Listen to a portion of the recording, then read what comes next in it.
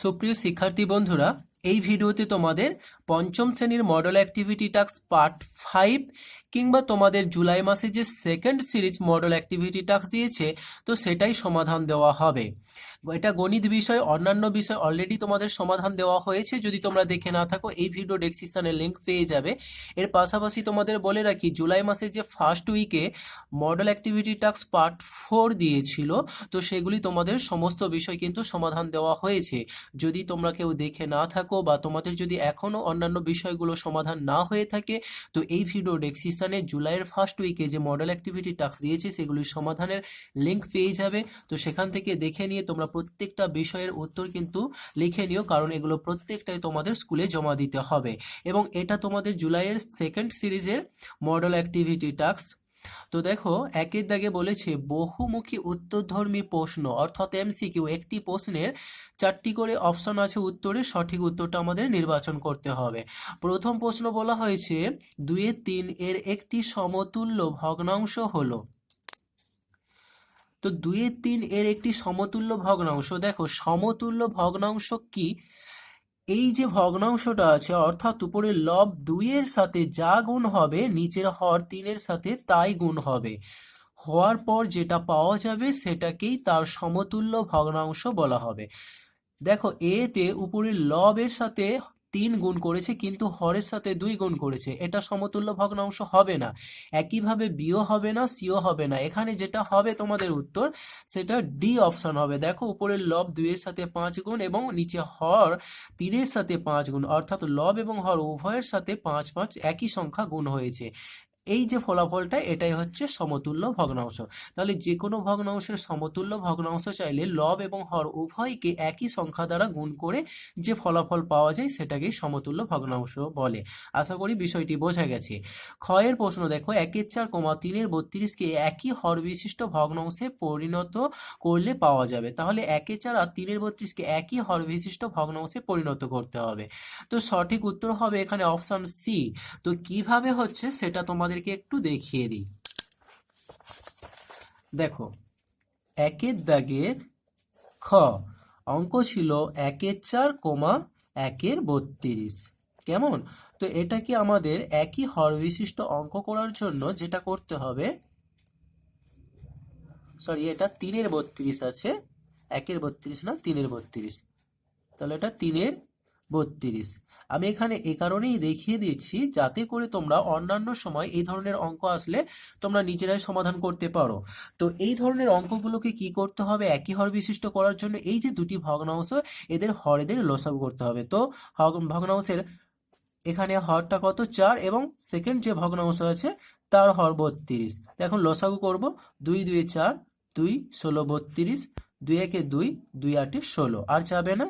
তাহলে 2 গুণিত 2 গুণিত 8 সমান এখানে কত হচ্ছে, 32। তো আমরা যেটা করব এখানে 32 এবং এর নিচে 32 দেব। এই যে হরটা আমরা এই যে লসাগু 32 পেয়েছি, এই 32টা কি হবে এখন দেখো, এই যে ভগ্নাংশ অর্থাৎ 32 এবং 3 এগুলো আমরা গুণ চিহ্ন দিয়ে আগে সাজিয়ে নিই। এখানে 4 না, 1 গুণিত নিচে 4 গুণিত। এবার তোমাদেরকে যেটা করতে হবে, 32 এর সাথে কত গুণ করলে 32 পাবো, 1। এই একটা উপরের সঙ্গে গুণ করো, 3 1 3। কেমন? এবার দেখো 4 এর সাথে কত গুণ করলে এই 32 পাবো, 4 এর 8 এ 32 হয় 8, তাহলে এই 8টাও উপরে গুণ হবে, 1 8 8। এবার দেখো 8 এর 32 আর 3 এর 32 উভয় ভগ্নাংশের হর কিন্তু একই আছে, 32 32। বোঝা গেছে? তাহলে দেখো এখানে 8 এর 32 এবং 3 এর 32। আশা করি বিষয়টি বুঝতে পেরেছো কিভাবে হয়েছে সেটা তোমাদের দেখিয়ে দেওয়া হলো। এরপর দেখো গ বলেছে 1/5 যোগ 2/5, এই দুটির যোগফল কি হবে? তো দেখো অপশন গ, 1/5 যোগ 2/5, উভয়ের কিন্তু হর একই আছে, তাহলে এখানে হর 5 হয়ে যাবে। উপরে যেটা আছে 1 যোগ 2 সমান কি হবে না, 3/5। এটাই আমাদের উত্তর হবে। তো দেখতে হবে 3/5 আছে কোনটা। দেখো option A, B, C, D. এখানে অপশন ডি হচ্ছে সঠিক, 3/5। বোঝা গেছে? ঘ বলেছে 6/5 একটি প্রকৃত ভগ্নাংশ, অপ্রকৃত ভগ্নাংশ, মিশ্র ভগ্নাংশ, দশমিক ভগ্নাংশ। দেখো এটা প্রকৃত ভগ্নাংশ না, কারণ যে ভগ্নাংশের লব অপেক্ষা হর বড় হয় সেটা প্রকৃত, আবার যার লব অপেক্ষা হর ছোট হয় তা অপ্রকৃত। আর এই যে পূর্ণ আছে না 6/5 এটা মিশ্র ভগ্নাংশ হবে। আর দশমিক ভগ্নাংশ তো তোমরা জানো যে অঙ্কের মধ্যে দশমিক থাকলে তবে সেটা দশমিক ভগ্নাংশ হবে, অতএব এটা কিন্তু মিশ্র ভগ্নাংশ। তাহলে কয়ের উত্তর ডি, ক্ষয়ের উত্তর সি, গয়ের উত্তর ডি এবং ঘয়ের উত্তর সি। এরপর দেখো 2 দেখে বলেছে সত্য ও মিথ্যা লেখো।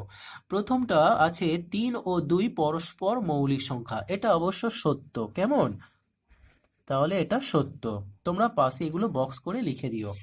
আর এই প্রশ্নগুলো তোমরা একের দাগের ক এখান থেকে এতটা লিখবে, লিখে অপশন ডি আর এটা লিখে দেবে।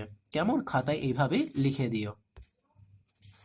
এরপর দেখো পরে, তাহলে 2 দাগের 1 নম্বরটা ক হচ্ছে সত্য, আর খ বলেছে যে দেখো এখানে 0.5 লেস দেন 0.05, তার মানে বলতে চাচ্ছে যে এটা থেকে এটা বড়। এটা একেবারে মিথ্যা, মিথ্যা হবে। কেমন? কারণ এটা দশমিকের পর 5 আছে, এটা দশমিকের পর 0 আছে, অতএব এটা তো ছোট, আর সেই তুলনায় এটা বড় হবে, কিন্তু এটা বিপরীত দিকে দেখিয়েছে, তাই এটা মিথ্যা হবে। গ বলেছে এই যে দুটি দেখতে পাচ্ছ রেখা আছে, সরলরেখা আছে, বলেছে দুটি পরস্পর সরলরেখা, পরস্পর ছেদি সরলরেখা, এটা হবে সত্য। তারপরটা দেখো আয়তকার চিত্রের পরিসীমা 2 দৈর্ঘ্যযুক্ত প্রস্থ। তবে এখানে একটা বিষয় খেয়াল করতে হবে যে আয়তকার চিত্রের পরিসীমা অ্যাকচুয়াল যেটা পরিসীমা হয় সেটা হচ্ছে 2 এইভাবে ব্র্যাকেটের মধ্যে দৈর্ঘ্য যুক্ত প্রস্থ থাকে। কেমন? অর্থাৎ দৈর্ঘ্য আর প্রস্থকে যোগ করে নিতে হবে, যোগ করার পরে 2 দিয়ে গুণ করতে হবে, তবেই আমরা পরিসীমা পাবো। কিন্তু এখানে কোনো রকম ব্র্যাকেট নেই, অর্থাৎ দৈর্ঘ্যের সাথে 2 গুণ হবে, গুণ হওয়ার পর সেই গুণফলের সাথে প্রস্থকে যোগ করতে হবে। এটা কিন্তু মিথ্যা। যদি এখানে ব্র্যাকেটটা থাকতো তাহলে এটা সত্য হতো, অতএব এটা মিথ্যা হবে। কেমন? এরপর দেখো ফাঁকা স্থান পূরণ করতে বলেছে। এখানে কি আছে? 3 দাগের ক √144 সমান, অর্থাৎ এই যে রুট আছে এই অঙ্কটার বর্গমূল নির্ণয় করতে হবে আমাদেরকে। তো তোমরা একটু দেখে নাও 3 দাগের ক √144, এটা সমান আমাদের একটি বক্স দেওয়া আছে, ফিল আপ করতে হবে। তো 144-এর বর্গমূল আমরা এখানে মুখে মুখে করতে পারি যে 12 হবে, তবে কিভাবে 12 হচ্ছে সেটা তোমাদেরকে দেখিয়ে দিই। এটা উৎপাদকের বিশ্লেষণ হবে, 2 × 7 = 14, 2 × 2 = 4, 2 × 36 = 72, 2 × 18 = 36, তারপরে 2 × 9 = 18, এরপর হবে 3, 3 3 × 3 = 9। তাহলে আমরা এখানে লিখব 144 সমান 2 গুণিত 2 গুণিত 2 গুণিত 2, 3 গুণিত 3। প্রত্যেক জোড়ার জন্য একটি করে সংখ্যা নেওয়া হবে। দেখো এই দুটি 2 এর জন্য, এই দুটি 2 এর জন্য একটা 2 একটা 2, এবং এই দুটি 3 এর জন্য 3 স্কোয়ার হয়ে যাবে। যেহেতু এটা বর্গমূল চেয়েছে তাহলে আমরা লিখতে পারি অতএব এটা অবশ্য এই রূপ রাখতে হবে। অতএব 144 সমান এখানে আমাদের 2 স্কোয়ার গুণিত 2 স্কোয়ার গুণিত 3 স্কোয়ার সমান 2 গুণিত 2 গুণিত 3, এটা সমান 2 × 2 = 4, 4 × 3 = 12। আশা করি বোঝা গেছে। তাহলে এই বক্সে বসে যাবে 12। তোমাদের এখানে যেহেতু শূন্যস্থান পূরণ করতে দিয়েছে তোমরা শুধু এটা তুলে এখানে 12 বসিয়ে দেবে। আর কিভাবে হয়েছে সেটা আমি তোমাদেরকে এখানে দেখিয়ে দিলাম। এরপর পরে যে অঙ্কটা সেটা তোমরা একটু লক্ষ্য করো। পরের অঙ্কটা বলেছে খ 18 -15 18। এখন লঘিষ্ঠ আকারে লিখতে হবে। প্রথমত আমাদেরকে বিয়োগ করতে হবে, বিয়োগ করার পর আবার লঘিষ্ঠ রূপ দিতে হবে। তো দেখো অঙ্কটা আছে 18/18। আচ্ছা, এরপর আছে 15/18। আমরা যদি এটা মান নির্ণয় করি তাহলে উভয়ের যেহেতু হর আমাদের 18 আছে তার লসাগু 18 হবে। এবার 18 বিয়োগ এখানে কি হবে 15 সমান নিচে 18 থাকবে, 18 থেকে 15 বিয়োগ করলে 3 হবে। 3 দিয়ে এখন 18-কে ভাগ করা যাবে 6, তাহলে রেজাল্টটা কি আসছে 1/6। তাহলে তোমরা এই বক্সের মধ্যে বসাবে 1/6। সেটা কিভাবে তোমরা এখানে দেখতে পেয়েছো। এরপর তোমরা লক্ষ্য করো এরপরই যে অঙ্ক আছে সেটা হচ্ছে গ, গয়েতে কি বলেছে? 6/5 সমান অপ্রকৃত ভগ্নাংশে পরিণত করো। এটা মিশ্র ভগ্নাংশ, একে অপ্রকৃতে প্রকাশ করতে হবে। কিভাবে অপ্রকৃতে প্রকাশ করবে সেটা দেখো। গ, 6/5 অপ্রকৃতে প্রকাশ করার জন্য যেটা আমাদের করতে হয়, যেটা নিচে হর আছে, হর থাকবে, তো এখানে আমাদের যেটা করতে হবে 6 গুণিত, অর্থাৎ পূর্ণের সাথে আমাদের হরটাকে গুণ করে দিতে হবে, তার সাথে লব যোগ করে দিতে হবে, এটাই নিয়ম। তাহলে হয়ে যাবে 3 6 18 যোগ 5, নিচে থাকবে 3, এটা সমান কি হবে? 18 আর 5 যোগ করলে 21, নিচে 3 হবে। এটা কিন্তু একবারেও হয়ে যাবে, 3 6 18, 18 সাথে 5 যোগ করলে 21, 21 এর 3, আর সেটাই এসেছে দেখো। তাহলে তোমরা বক্সের মধ্যে বসিয়ে দেবে 21 এর 3। এটাই হচ্ছে অপ্রকৃত ভগ্নাংশ। কেন অপ্রকৃত ভগ্নাংশ আমি আগে বলে এসেছি। দেখো লব অপেক্ষা হর কিন্তু ছোট, তাই কিন্তু অপ্রকৃত ভগ্নাংশ এটি। ঠিক আছে। এরপর ঘ বলেছে তোমার কাছে 4 টাকা 50 পয়সা, 4.50 টাকা জমা ছিল, আমি 15.50 টাকা দিলাম, তোমার কাছে মোট কত টাকা হলো? তাহলে এই দুটি কি যোগ করতে হবে, আর যোগ করলে অঙ্কটা হয়ে যাবে। তাহলে অপশন এখানে বলেছে প্রথমে যেটা 4 টাকা 50 পয়সা, তো এত টাকা, আর কি আছে 15 টাকা 50 পয়সা, তো আমরা দশমিকের সোজা দশমিকে বসাবো 15, আর এখানে 5, এখানে 1। দেখো এই অঙ্কটা কেন দিয়েছি, এই যে দশমিকের সোজা দশমিক না বসিয়ে অধিকাংশ ছাত্রছাত্রীরা করবে, তাই এটা ভুল হয়ে যাবে, আর সে কারণে অঙ্কটা দিয়েছে। 0 0 যোগ করলে 0 হবে, 5 5 যোগ করলে 10-এর 0 হবে, হাতে 1, 5 আর 1 6, 6 4 10-এর 0, হাতে থাকে 1, 1 আর 1 2। তাহলে আমাদের এখানে যেটা আসছে 20.00 টাকা। তাহলে দশমিকের পর 0 0 কোনো ভ্যালু থাকছে না, তাহলে 20 টাকা। তাহলে তোমরা কি করবে, এই শূন্য স্থানটাতে বসিয়ে দেবে 20 টাকা, বা তোমার কাছে মোট কত টাকা হলো এভাবে শেষে লিখে দিতে পারো। অতএব আমার কাছে মোট 20 টাকা হলো। এরপর দেখো পরের আর 3টি প্রশ্ন আছে। তো প্রথম প্রশ্ন বলেছে একটি বর্গাকার মাঠের দৈর্ঘ্য 40 মিটার। দেখো বর্গাকার মাঠ বলেছে, আর বর্গাকার মানে কি, যে যে আয়তক্ষেত্রে যেটা থাকছে বর্গাকারটা তার 4টে বাহু সমান হবে। প্রতি বর্গমিটার 6 টাকা হিসাবে তাতে ঘাস লাগাতে কত খরচ হবে? তাহলে আমাদের যেটা করতে হবে, বর্গাকার এটি চিত্র, তো বাহুর দৈর্ঘ্য আছে, আর বলেছে ঘাস লাগাতে 6 টাকা করে কত খরচ হবে। তাহলে দেখো 4-এর দাগে ক, বর্গাকার চিত্র ধরে নিলাম, এইরূপ হবে বর্গাকার, অর্থাৎ 4টে বাহু কিন্তু সমান হবে। কেমন? 4টে বাহু সমান হবে। এখন এই বর্গাকার মাঠের দৈর্ঘ্য কি বলেছে? 40 মিটার, প্রত্যেকটাই 40 মিটার। কেমন? 40 মিটার। তো এই হচ্ছে বর্গাকার মাঠ। এখন এর ভেতরে ঘাস বসাবে, ঠিক আছে, পুরো মাঠটাতে ঘাস বসাবে। 6 টাকা করে মোট কত টাকা খরচ হবে? তো দেখো এই যে ভেতরের অংশে ঘাস বসাবে, ভেতরের অংশ মানে কি? ক্ষেত্রফল। তাহলে ওই বর্গাকার মাঠটার ক্ষেত্রফল আমাদেরকে জানতে হবে, আর যে ক্ষেত্রফল আসবে ওই ক্ষেত্রফলকে প্রতি বর্গমিটারে য টাকা করে খরচ হবে ওই টাকা দিয়ে গুণ করলে আমরা পেয়ে যাব কত খরচ হবে। তাহলে আমরা যেটা করব প্রথমে, যে বর্গাকার মাঠের দৈর্ঘ্য সমান 40 মিটার। কেমন? বর্গাকার মাঠের দৈর্ঘ্য সমান 40 মিটার। অতএব বর্গাকার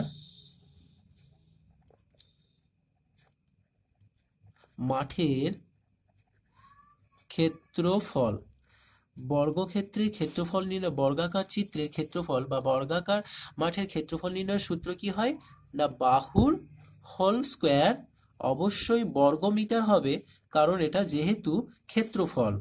তাহলে বাহু বলতে এখানে কি 40, তাহলে তার স্কোয়ার বর্গমিটার সমান 40 গুণিত 40 বর্গমিটার সমান 4 4 16, তাহলে এত বর্গ মিটার। দেখো অনেক সময় কি হয়, বাহু স্কোয়ার না লিখে বাহু গুণিত বাহু লিখে, তাহলেও হবে, কোনো সমস্যা নেই। তাহলে 40 গুণিত 40কে 40 দিয়ে গুণ করলে 4 4 16 আর দুটো শূন্য আছে, এই একটা শূন্য, তাহলে 1600 বর্গমিটার। তাহলে এই যে অংশটা ঘাস বসানো হবে এই অংশটার ক্ষেত্রফল হচ্ছে 1600 বর্গমিটার। এখন প্রতি বর্গমিটারে 6 টাকা করে হলে তাহলে এই 1600 বর্গমিটারে মোট কত খরচ হবে? তাহলে আমরা এখন লিখে দেবো অতএব বর্গাকার মাঠে ঘাস বসাতে খরচ হবে সমান 1600 গুণিত 6। তার কারণ প্রতি বর্গমিটারে 6 টাকা হচ্ছিল, তো এত টাকা। কেমন? এখানে টাকা আছে। এবার আমাদের যেটা করতে হবে গুণ করে দিতে হবে 6 শূন্যই 0, 6 শূন্যই 0, 6 6 36-এর 6 হাতে 3, 6 1-এ 6 হাতে 3 আর 6 9, তাহলে 9600 টাকা খরচ হবে।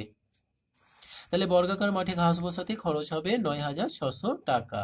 তো আশা করি বোঝা গেছে, খুব সহজ অঙ্ক। শুধুমাত্র মাঠটির ক্ষেত্রফল বার করে ওই ক্ষেত্রফলকে আমরা কি করব না 6 দিয়ে গুণ করে দেবো, দিলেই উত্তরটা এসে যাবে। এরপর দেখো একটা চিত্র আছে, ভালো করে চিত্রটা দেখো। তো এই চিত্রের এই যে দূরত্বটা এটা বলেছে 4 মিটার, আর এখানে লক্ষ্য করো এখান থেকে এই অংশটা বলেছে 6 মিটার, আর এখান থেকে এই অংশটা পুরো আছে 10 মিটার। এখন বলেছে ঘোষা অঞ্চলের পরিসীমা নির্ণয় করো, অর্থাৎ এই যে অংশটা দেখতে পাচ্ছ একটু মার্ক করা আছে, এই অংশটার ক্ষেত্রফল আমাদেরকে নির্ণয় করতে হবে, পরিসীমা নির্ণয় করতে হবে। তাহলে দেখো এখান থেকে এই অংশটা যদি 6 মিটার হয় তাহলে এই জায়গা থেকে এই অংশটাও আমাদের 6 মিটারই হবে, এই অংশটাও তাহলে 6 মিটার। আর এখান থেকে এটা যদি 4 মিটার হয় তাহলে এখান থেকে এই অংশটাও 4 মিটার, তাহলে 6 মিটার আর এদিকে আছে 4 মিটার। অবশ্যই এটা একটি আয়তকার। তাহলে ঘোষা অঞ্চলের পরিসীমা নির্ণয় করতে গেলে আমাদের কি করতে হবে? এই আয়তক্ষেত্রের এটা পরিসীমা নির্ণয়ের সূত্র ফেলালে অঙ্কটা এসে যাবে। তাহলে আমরা এখানে যেটা করব দেখো, খ আমরা লিখবো, একেবারে করে দিতে পারি, ঘোষা অঞ্চলের